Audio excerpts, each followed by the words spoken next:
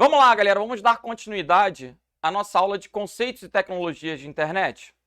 Vamos embora. Mas hoje, nesse momento, a gente vai ter uma aula diferente.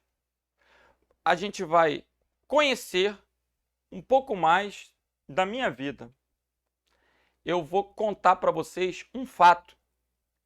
Um fato verídico? Todo fato é verídico, meu filho. Essa aula é a história da advogata. Se você já conhece, pula. Mas se não conhece, fica comigo até o final, porque ela tem um conhecimento muito importante por trás. Ou seja, é um fato, é uma história, mas ela é didática. Vale a pena. Bom, galera, eu ganhei meu primeiro computador em 87, um MSX.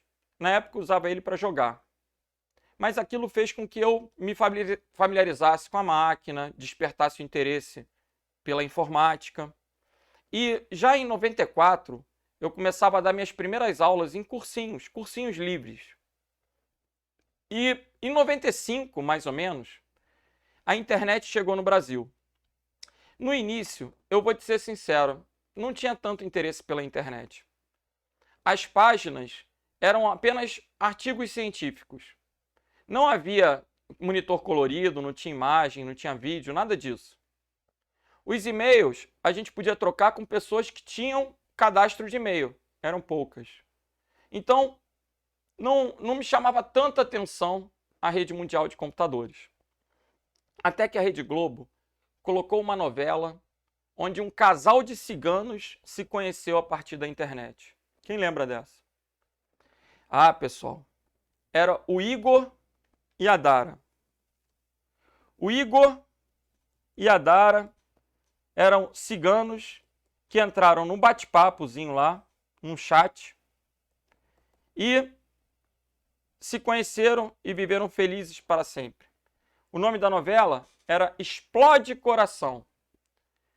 Rapaz, quando eu vi que eu tinha um computador, tinha telefone, podia ter acesso à internet, mas eu não tinha Dara, eu falei, não, peraí, eu vou entrar nesse bate-papo também. Na época, o programa que era usado para isso era o Mirk. Tinha o Mirk e o ICQ. Só que a gente primeiro tinha que conhecer a pessoa no Mirk para depois ir conversar no ICQ privado. IRC já é um protocolo que pode cair na prova. Internet Relay Chat é um protocolo de bate-papo, de chat. E aí, tô eu lá nas salinhas de bate-papo, cada um entrava com um apelidozinho, né? Um nickname para poder conversar. As pessoas eram anônimas. E eu me lembro, pessoal, de uma menina que entrou na sala com o nome Advogata. Quando eu vi aquele nome, me despertou tanto interesse, porque eu fiquei pensando, a menina é gata e inteligente. Falei, opa, vou começar a azarar essa menina. E, galera, na boa, desde novo, eu já tive que aprender a ser perseverante. Por quê? Por mais que ela me desse um toco, o que eu fazia? Trocava de nome e tentava de novo. Uma hora eu ia agradar. Ainda mais depois que eu descobri que a menina era linda. E como é que eu ia saber que ela era linda? Não tinha webcam. Não tinha foto. A gente perguntava, como você é? E aí a pessoa começava a se descrever. Aquela imaginação era muito gostosa. Ela começava a falar, tem 1 metro e tal, cabelo tal, olhos tais, cintura tal, 300 ml. E eu falava, o quê? A menina na minha imaginação era linda, linda. Tanto que a gente começou a conversar todo dia, de madrugada, porque a internet era cara. E logo a gente estava namorando virtualmente. Todo final de semana, eu me recordo dos meus amigos passarem lá em casa e falarem, Renato, vamos sair? Eu falava, o quê? Vamos para Patin House, Ballroom Eccentric, vamos trigonometria, bora, bora, bora. Eu falava, cara, não posso, estou namorando. Mas ninguém via minha namorada. E aí começaram a me perturbar. Renato, quem é que tá namorando? Não tô te vendo com mulher nenhuma, só te vejo com homem, quem é que você tá namorando? Eu falava, cara, minha namorada é virtual. Naquela época não tinha esse papo de bullying, a galera gastava mesmo, né? Como é que é?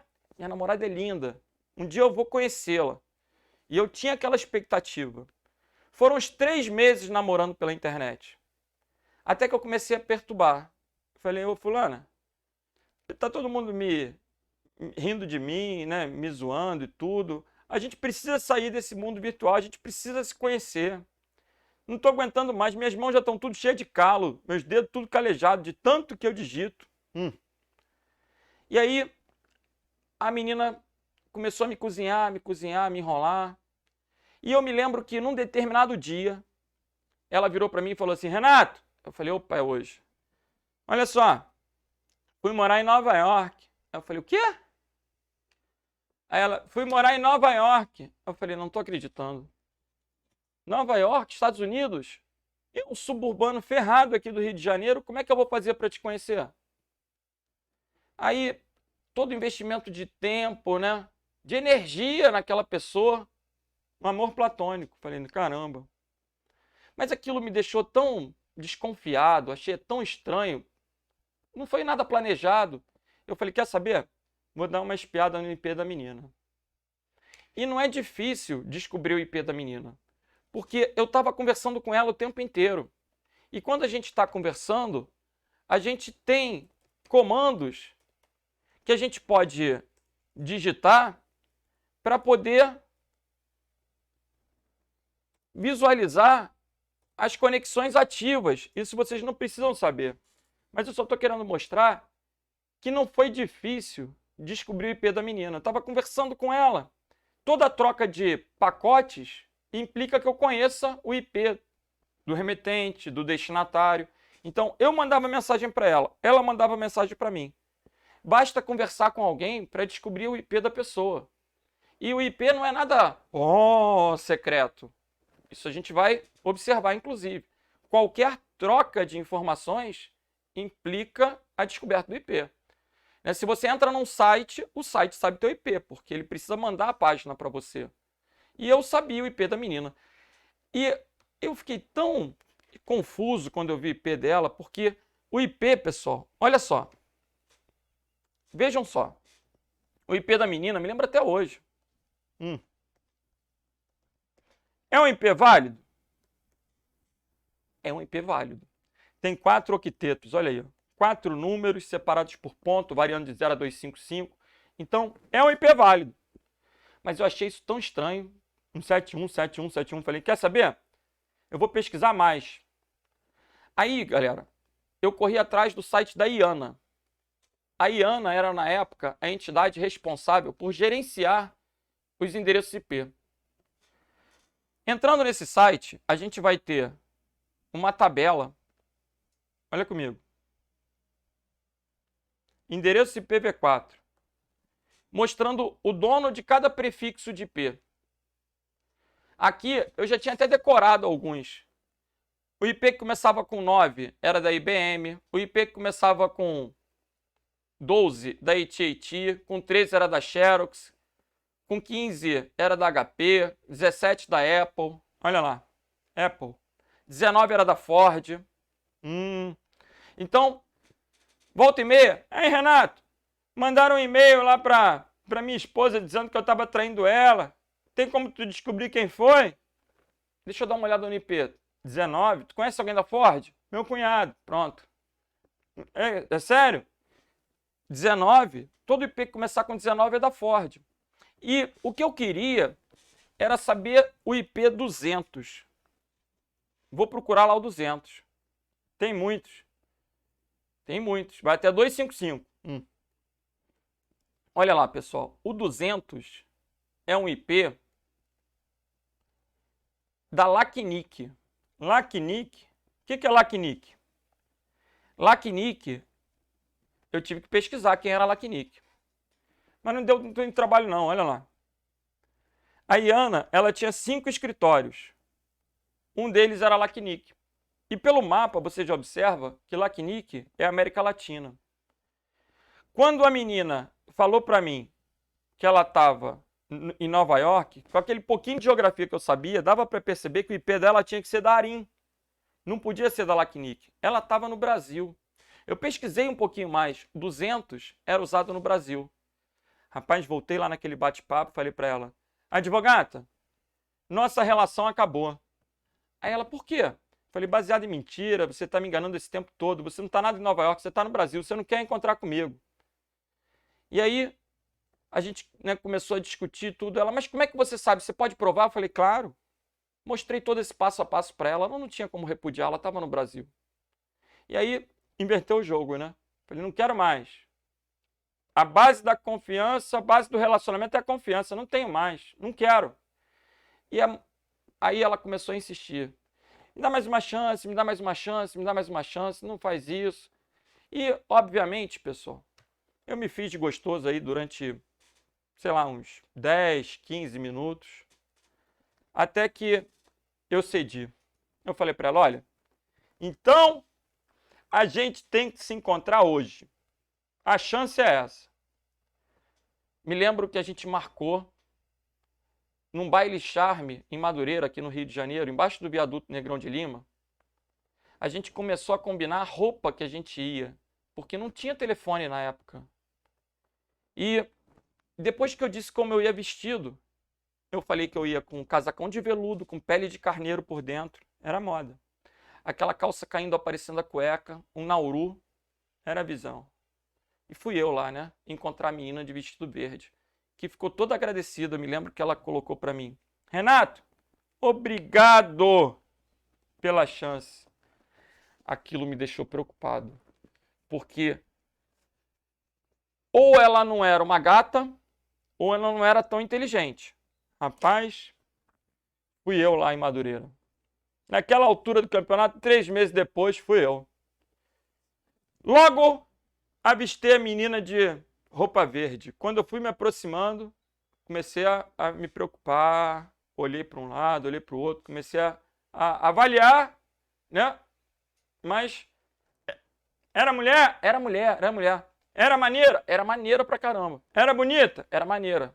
Era maneira, era maneira. Galera, conclusão. Depois daquele dia, nunca mais eu quis saber de bate-papo, Tinder, par perfeito. Muito perigoso. Presencialmente o risco era menor. Mas qual é o moral da história? O moral da história é que toda transação na internet pode ser rastreada a partir do IP. É possível, durante um acesso, identificar o IP do usuário que acessa o site, que conversa numa rede social, que coloca uma mensagem, que envia um e-mail. E com o IP é suficiente para que eu saiba uma localização geográfica, uma identificação. Imagine, Tício pratica um crime na internet. Tício compra com um cartão de crédito roubado. Exemplo, o site que efetuou a venda registrou o IP. É suficiente para que ele descubra de fato quem é o autor daquela compra. Como? Vamos lá. Eu vou entrar nesse momento num site chamado Meu IP. Qualquer site que eu entrar vai saber meu IP. O meu IP nesse momento é 191.162.129.162. Esse é meu IP. 191.162.129.162. Agora eu vou entrar num site chamado Ruiz. Ruiz também já caiu em prova do CESP. O Ruiz é um site para você descobrir o dono de um IP, o dono de um domínio. Aí eu vou colocar aqui, ó, 191.162.129.162. Exibir resultado completo. Sou humano. Legal. Ele quer uma planta morta e seca no vaso. Isso é uma CAPTCHA. Então, vamos lá. Vou provar que eu sou humano.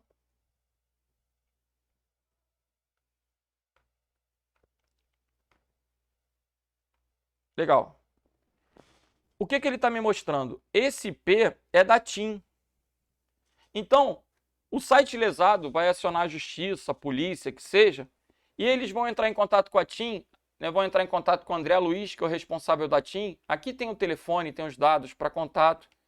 E aí vão proceder. Olha, o André Luiz, o IP tal, no dia tal, no horário tal, praticou um crime. Eu estou querendo saber quem é. Aí o André Luiz vai olhar lá no log. Log é o histórico, é o registro dos acessos. O André tem que manter esse log por alguns meses. A gente tem regulamentos para isso no país. Hoje tem o Marco Civil da Internet que determina o período que os provedores têm que manter o log para poder fornecer informações à justiça, aos ministérios públicos, enfim. E aí, o André vai dizer, olha, quem usou a internet nesse dia com esse IP foi o usuário Renato, CPF tal, na casa tal, rua tal, e aí a polícia vai conseguir chegar até mim. Assim é que vão rastrear os pedófilos, assim que vão rastrear as pessoas que praticam crimes na internet. Agora, o RUIS é um serviço que vai permitir descobrir quem é, seja o dono de um IP, seja o dono de um domínio. Outro exemplo, infelizmente, tem gente que oferta produtos pirata na rede. É fácil prender? Muito fácil. Se você coloca o domínio, ele te dá o nome do dono do domínio. Então, eu vou colocar o meu próprio domínio para ilustrar. Se eu quiser saber quem é dono do domínio renatodacosta.com.br, já apareceu meu nome, meu CPF. Então, qualquer domínio que eu queira saber quem é o dono, eu posso consultar no próprio RUIS. O RUIS é um serviço da internet que vai me permitir obter informações acerca dos donos de domínios ou donos de IP. Quando eu falo donos, na verdade são os mantenedores que alocam aquele domínio ou aquele IP. Porque eu pago R$40 por ano para ter esse domínio. Então ele, durante esse período, é meu. É o que eu estou chamando de dono. Todo endereço na rede, ele tem um dono. Então, todo domínio, todo IP vai ter uma responsabilidade de alguém. E é possível, a partir desse nome, desse número, rastrear e identificar uma pessoa na rede. Legal? Então, qual é a moral da história da advogata? Entender que o IP não é um endereço da máquina físico, o IP, no caso, é o endereço da conexão. Se eu estou usando uma conexão da TIM, eu tenho esse IP. Mas se eu sair e for para um outro lugar, o meu IP vai mudar. Cada conexão que eu tiver, provavelmente eu vou ter um IP o quê, gente? Diferente. Ao contrário do que alguns pensam, o IP não é um serial da máquina.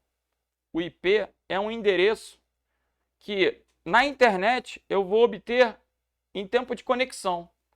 Eu, cliente, usuário normal da internet, eu vou acessar IPs a partir do momento que eu me conecto na rede.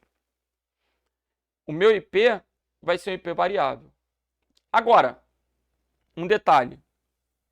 Os sites, eles adquirem um domínio, eles registram um nome. E eles precisam hospedar a página em um endereço fixo. Como assim? Por exemplo, o site do IFRJ. O site do IFRJ eu posso acessar através do IP 200.20, 221.181. Se eu digito essa numeração, eu abro o site. Lógico que é muito mais fácil digitar o nome, mas eu também posso digitar o número. No caso dos serviços da internet, os IPs tendem a ser o quê? Estáticos. Agora, no caso dos usuários acessando a rede, os IPs tendem a ser dinâmicos. E eu consigo saber rastrear tanto os IPs fixos quanto os IPs dinâmicos. Legal? O fato de eu ter um IP mudando a cada conexão não vai impedir que cheguem até mim, porque os provedores mantêm o log desses acessos, o registro desses acessos. E por meio desses registros de IP, data e hora, é possível identificar o usuário. Beleza? Então, espero que vocês nunca esqueçam essa história e que acertem as questões da prova. Vamos que vamos. Valeu!